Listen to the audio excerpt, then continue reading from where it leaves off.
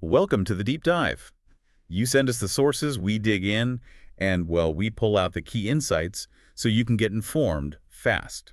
And today, we're tackling a really interesting one. People send in excerpts from The Art of Thinking Clearly by Rolf Dobelli. Right. This book is all about those common thinking errors, cognitive biases that kind of trip us up in daily life and, in bigger decisions too. Exactly. And Dobelli's got this great background, businessman, writer, co-founder of Get Abstract. They're all about boiling things down. Plus, Zurich, Minds to Shines. He's seen this stuff in action. So he gets how these biases aren't just academic ideas, they have real-world consequences. Precisely. The core idea is pretty straightforward. If we can spot these mental traps, maybe we can avoid them, or at least make slightly better choices. Yeah, so think of this deep dive as your shortcut.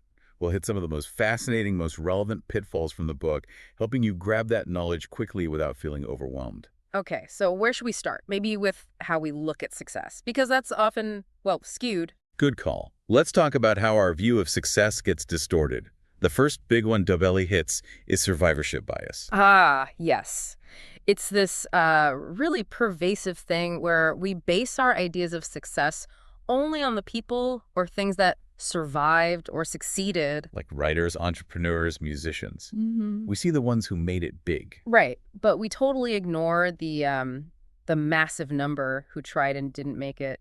Dobelli calls it the graveyard of the unsuccessful. It's invisible. So the takeaway for you listening is when you're looking at a path, say, starting a business, don't just look at the success stories. Actively look for the failure rates, the base odds. It gives you a much more realistic picture. You see the $1 million IPO, but not the thousands of startups that, just fizzled out. It's a vital reality check for anyone chasing a goal. And kind of related to that is the swimmer's body illusion. This one's subtle. Okay, explain that swimmer's body. Yeah, it's about confusing selection factors with results. So Dobelli uses the example of swimmers. They often have these amazing physiques, right? Sure, very specific build. And we might think, wow, the swimming training created that body.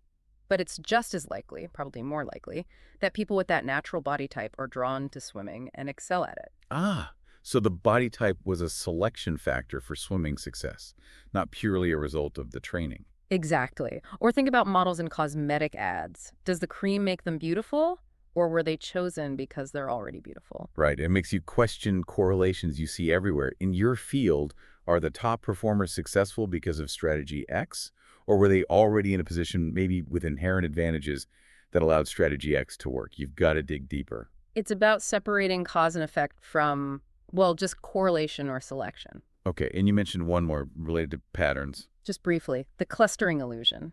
It's simply our tendency to see patterns in random noise, like seeing animals in clouds. It's a basic human thing, wanting to find order. Sets the stage for how we misinterpret more complex stuff later, I guess. Exactly. So we misread success, we see patterns where there are none.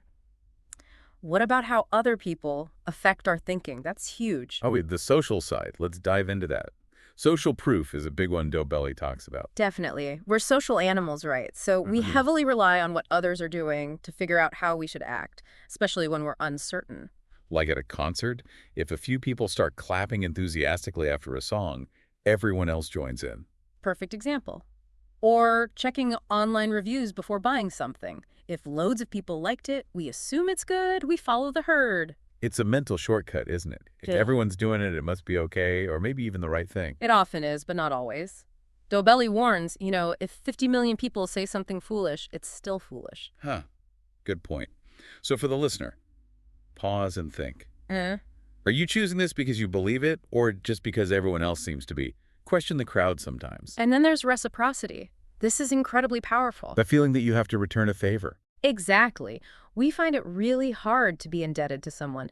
Think about those free samples or charities sending you little gifts like address labels with their donation requests. Right. You feel this subtle pressure to give something back. Cialdini wrote a lot about that, didn't he? He did. It's a deep-seated psychological mechanism. So the takeaway is, be aware of unsolicited favors, especially in business or negotiations.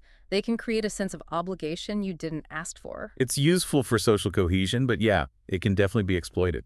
That free trial often hooks you partly through reciprocity. And one more in this social cluster, authority bias. Deferring to the experts. Or maybe people who look like experts. Right.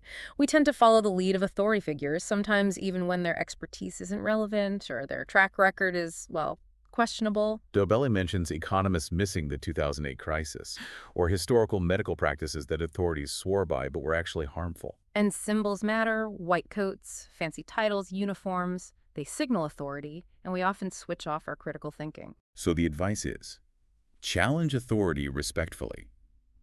Don't just accept things because of a title. Ask for evidence. Absolutely. Questioning is crucial, even if it feels uncomfortable. Okay, so that's the social side. Hmm. What about how our own past actions and beliefs mess with our thinking now? Good transition. Let's talk about getting stuck. The sunk cost fallacy is a classic. Oh, yes, we've all been there. You've already invested time, money, or effort into something, so even if it's clearly not working out, you keep going. Like staying through a terrible movie because you already paid for the ticket. Exactly. The money's gone anyway. Whether you stay or leave won't bring it back. Your decision now should be about future enjoyment, not past cost. But it feels wasteful to just walk away. It does. And that feeling applies to much bigger things, sticking with a failing project at work because you've put years into it, or even staying in a bad relationship because of the emotional investment. So the key insight, focus on future costs and benefits, not irrecoverable past investments. Don't throw good money or time or energy after bad. Ask yourself, if I were starting today, would I still invest in this? That's the crucial question. And then there's the big one, confirmation bias. Dobelli calls it the mother of all misconceptions. Yeah, this is huge. We actively seek out information that confirms what we already believe, and we ignore or dismiss anything that challenges it. It's like we have these filters on. If you think people are generally good, you'll notice all the kind acts and downplay the bad stuff. If you think people are inherently selfish, you'll do the opposite. You find evidence for your existing theory, whatever it is. Right. And we conveniently ignore the counter-evidence. Dobelli quotes Huxley, "Facts do not cease to exist because they are ignored." So the difficult advice here is to actively look for evidence that disproves your beliefs. Play devil's advocate with yourself. Dobelli uses the phrase, murder your darlings. It's tough, but essential for clearer thinking. You have to fight that natural tendency to just reinforce your own views. We build echo chambers otherwise. Which kind of links to the next one, the it'll get worse before it gets better fallacy. Ah, yes. This can be a sneaky form of confirmation bias, almost a smokescreen. How so? Well, imagine a consultant comes in, makes changes, and says, things might dip initially, but trust the process. If things get worse, they look like a profit. See? I told you. And if things magically get better? They take credit for that, too. My plan worked even faster than expected. It's a win-win for them, but it avoids real accountability. Politicians use it, too. So be wary of vague predictions of short-term pain for long-term gain without clear benchmarks. Exactly. Ask, what are the specific signs of improvement we should look for and when? Otherwise, it's just an excuse to keep going down a potentially wrong path. Okay, so we get trapped by past costs and existing beliefs. What about our love for stories? That seems like another area where our thinking can go off track. Oh, absolutely. Dobelli calls it story bias. We are wired for narratives. We prefer neat stories that connect events, even if the connection is flimsy or non-existent. Life is messy, but stories make sense of the mess, right? They do. Yeah. He uses that E.M. Forster example. The king died and the queen died. That's just facts. But the king died and the queen died of grief. Now that's a story. It's memorable. It feels meaningful. And advertisers use this constantly. They weave stories around products to create emotional connections. That Google Parisian love ad is a classic example. Totally. So the takeaway is, be critical of narratives, question the links. Is there really a cause and effect here, or are we just imposing a story on random events? Try to strip it back to the facts. Look at the original sources, not just the story someone built around them. And this love of narrative connects to hindsight bias, the I knew it all along effect. Yes, yes. After something happens, it seems so obvious and predictable in retrospect. Right, like the 2007-08 financial crisis. Afterwards, everyone could point to the obvious signs, but hardly anyone predicted it accurately beforehand. Or, after a surprise election win, pundits explain why it was inevitable. It makes us feel smarter than we were, and it makes the world seem more predictable than it actually is. Exactly. So the insight is, remember that the past was uncertain when it was the future. Don't judge past decisions with the clarity of hindsight, and be skeptical of anyone who claims they always knew how things would turn out. It really distorts our ability to learn from the past accurately. And while we're talking about memory and time, Dobelli mentions the primacy and recency effects too. Ah, remembering the first and last things best. Yep. The first impression, primacy, and the final point, recency, tend to stick in our minds more than the information in the middle. Think about meeting someone. That initial judgment can be hard to shake. Or, in a presentation, the opening and closing are often what people recall most clearly. So be aware of how the order of information influences you. Try to weigh all points more evenly when making a judgment. It's about not letting the presentation override the substance. Okay, moving on. Let's talk about confidence. Or rather, overconfidence. Huh, a big one. We tend to think we're better, smarter, more skilled than we actually are. Dobelli cites loads of studies. Most people rate themselves above average in driving, EQs, you name it. Statistically impossible, of course. And entrepreneurs famously overestimate their chances of success. Big projects almost always run late and over budget. It seems almost innate and apparently sometimes more pronounced in men, interestingly. So the key lesson is, be skeptical of your own confidence levels. Actively seek out objective feedback, maybe even pessimistic viewpoints, to counterbalance that natural tendency to overestimate yourself. It's not about being negative, just realistic. And related to this is chauffeur knowledge. Okay, I remember this one. It's from an anecdote about Max Planck, the physicist. That's the one. His chauffeur heard his lectures so many times he could deliver it word for word. But could he answer questions? Could he apply the concepts? No. He had the script, but not the understanding. So it's the difference between sounding knowledgeable and actually being knowledgeable. Like someone who drops jargon but can't explain the fundamentals. Exactly. Warren Buffett talks about staying within your circle of competence. Know what you truly understand deeply and know the limits of that circle. And it's okay to say, I don't know outside that circle. In fact, it's a sign of wisdom. It absolutely is. Beware the person who seems to have all the answers that might be chauffeur knowledge. Which ties into the illusion of control, perhaps, believing we have more influence than we do. Precisely. We like to feel in control. Dobelli uses the funny image of someone waving their arms to keep giraffes away. And look, no giraffes. The waving must be working. Or picking specific lottery numbers thinking it helps. Right. We overestimate our ability to influence events, especially random ones. So the advice is, recognize the role of chance. Focus your energy on the things you genuinely can influence and try to accept the things you can't. It's about distinguishing between real agency and just, well, wishful thinking or random luck. Okay, let's shift to how information itself, how it's presented or how available it is, shapes us. Availability bias seems key here. Hugely important. We judge the frequency or likelihood of things based on how easily examples come to mind. So if plane crashes get massive media coverage, we might feel flying is riskier than driving, even though statistically it's much safer. Exactly. The vivid, easily recalled examples dominate our thinking, not the boring statistics. Or if your grandfather smoked till he was 90, you might downplay the risks of smoking because that vivid anecdote is readily available in your mind. So don't just trust your gut recall. Look for the actual data, the base rates. Don't let sensational or recent examples skew your judgment of probability. Crucial.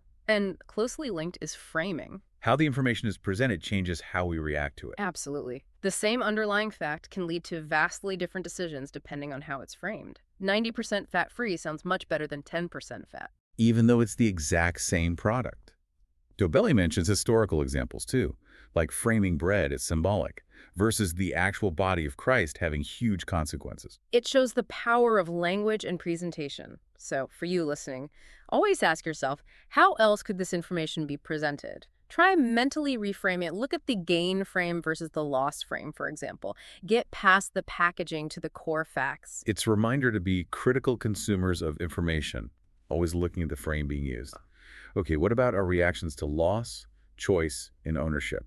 These seem like fertile ground for biases. Definitely. Dobelli touches on loss aversion, the well-known idea that losses hurt psychologically about twice as much as equivalent gains feel good. Which explains why we might hold on to a losing stock way too long. We hate realizing that loss. It's a powerful driver. And then there's the fascinating paradox of choice. More choice isn't always better. That seems counterintuitive. It does. But research by Barry Schwartz and others, which Dobelli references, shows that too much choice can lead to paralysis. You can't decide. And even if you do decide, you're less satisfied with your choice. Like being overwhelmed by 50 kinds of jam in the supermarket. You end up less happy with the one you pick. Exactly. You worry about the ones you didn't pick. So sometimes limiting your options, maybe focusing on the most important criteria, can lead to a better, happier decision. Interesting. Less can be more sometimes. And then endowment effect. This is the one where we value things more just because we own them. Right. My used car is suddenly worth way more when I'm selling it than when I was thinking of buying an identical one. Precisely. Ownership creates this attachment that inflates perceived value. So when selling something, try to step back and assess its value objectively, as if you didn't own it. It's hard to do, that emotional detachment. Okay, let's talk about chance and statistics areas where our intuition often fails us. Coincidence, for instance. Yeah, we're pattern-seeking machines, so when highly improbable things happen, we look for meaning. Dobelli tells that great story about the church choir in Nebraska. Where every single member was coincidentally late on the one night the church exploded. Right. It seems miraculous.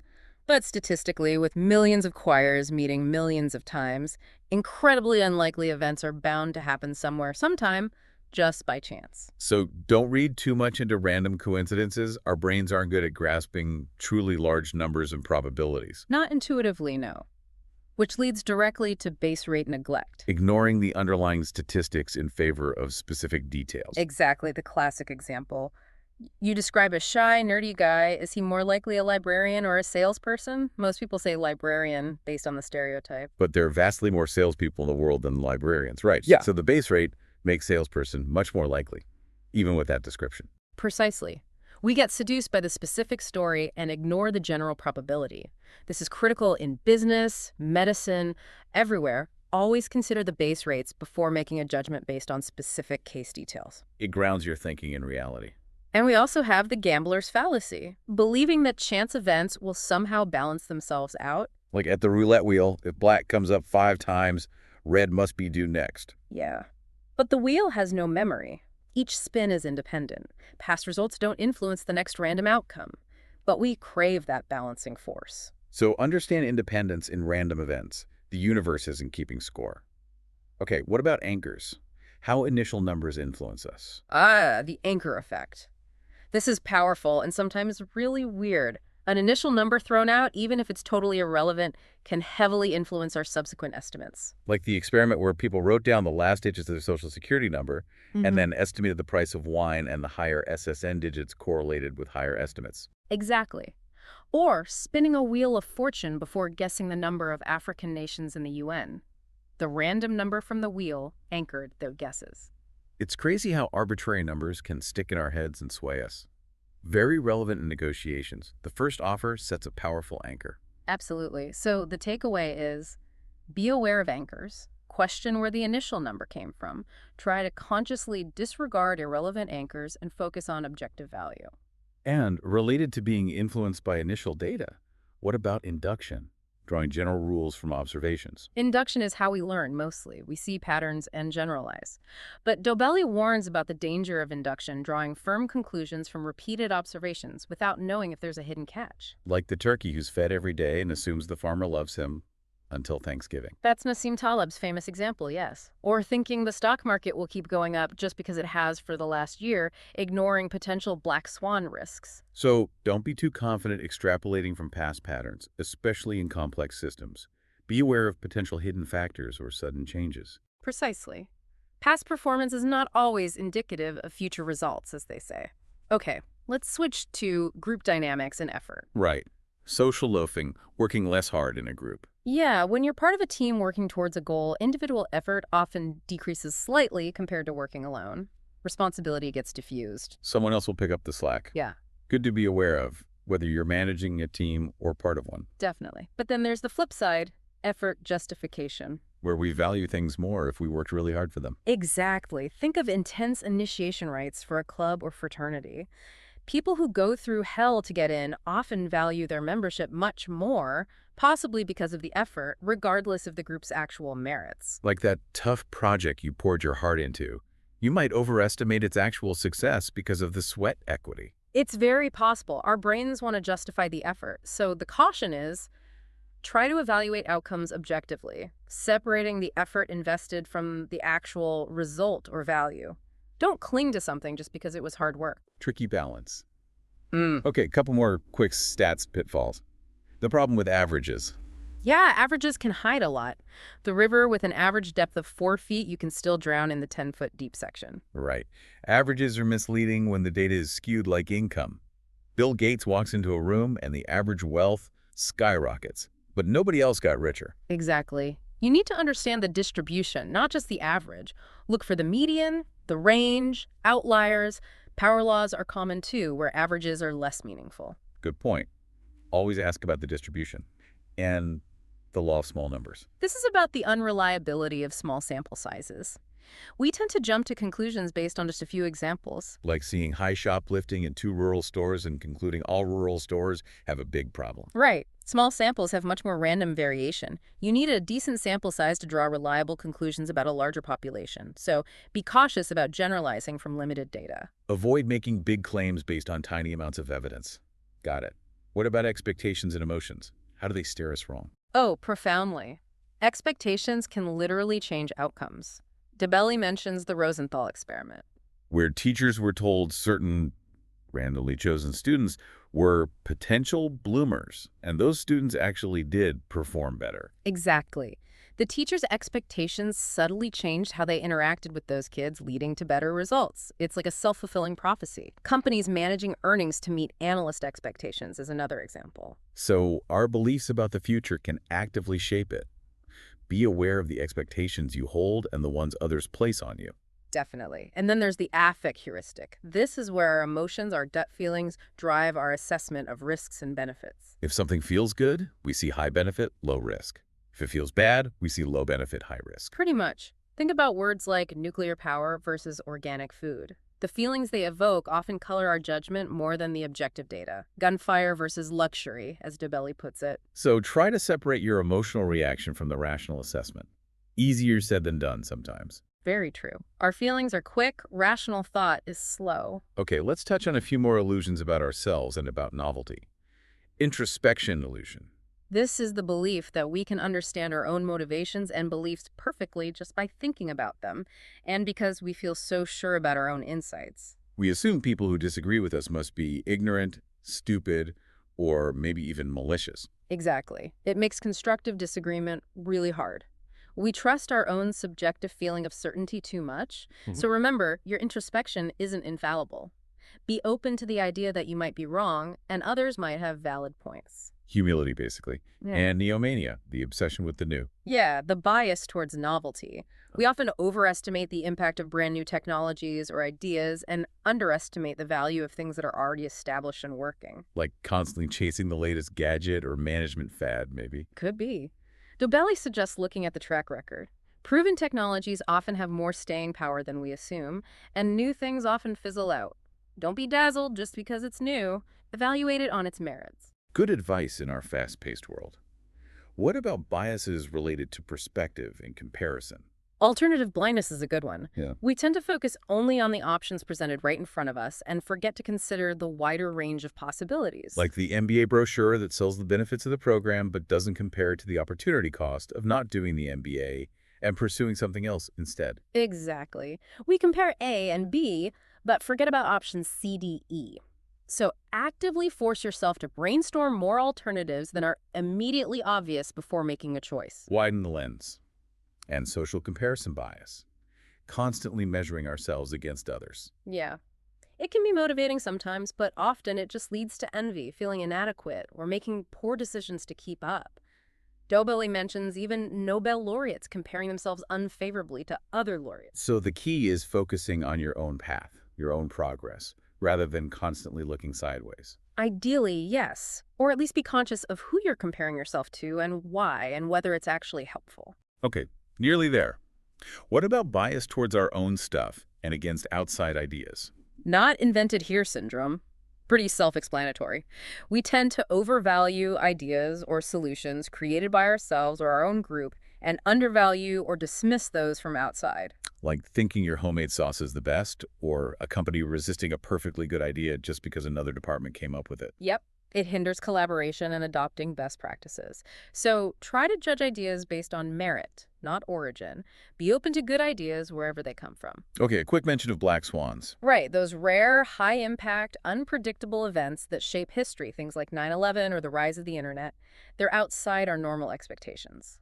The point is to acknowledge that such unpredictable things can happen and build resilience, rather than assuming the future will look just like the past. We can't predict them, but we can be aware they exist.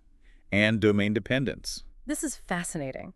Knowledge doesn't always transfer well between different fields or contexts, even if the underlying principle is the same. Like the doctors who understood a bias using a medical example, but struggled with the exact same bias using an economic example. Exactly. Expertise can be surprisingly siloed.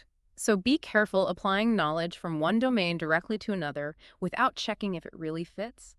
Recognize the limits of your expertise. And, assuming everyone thinks like us, false consensus effect. Yes. We tend to overestimate how many people share our beliefs, opinions, and behaviors. The Eat at Joe's sign study is the classic example. People assumed others would make the same choice they did about wearing the sign. So realize your perspective isn't necessarily the majority view. Others have different opinions. It helps in communication and understanding others. Okay, just a few more rapid-fire ones. Default effect. We stick with the pre-selected option, like with organ donation or insurance choices. Yeah. Defaults are powerful because they require no effort. Be aware of them and make conscious choices instead of just accepting what's pre-checked. Fear of regret. Making decisions now to avoid potential regret later, sometimes irrationally. Like holding on to a losing stock, inaction, feels less regrettable than selling and having it go up, action, even if the financial outcome is worse. Don't let anticipated regret paralyze you. Procrastination. We all know this one. Putting off unpleasant but important tasks often involves a gap between the effort now and the reward later. Limited self-control plays a role. Break tasks down, manage your environment. Hyperbolic discounting. Strongly preferring smaller immediate rewards over larger later ones. Wanting $100 now instead of $110 next week. Recognize this bias towards immediate gratification. Association bias. Seeing connections where none exist.